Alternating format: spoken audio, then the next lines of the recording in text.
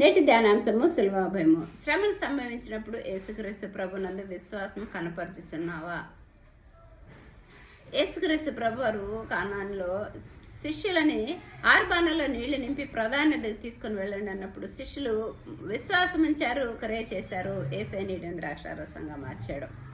సమరయ స్త్రీ మెస్సయ్య అనగానే విశ్వసించింది. హృదయంలో జవిజల ఓటలు ప్రవహించినాయి.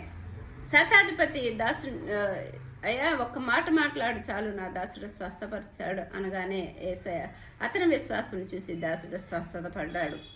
కానాను స్త్రీ అయ్యా పిల్లలు రొట్టె ముక్కలు యజమానుల బలాల నుంచి పడితే తింటాయని తగ్గించుకున్నది. ఆమె కుమార్తె స్వస్థత పొందింది. యాయూరు కుమార్తె, ఆ కుమార్తె చనిపోయిందన్నప్పుడు కూడా ప్రభు విశ్వాసం ఉంచి అంటున్నాడు.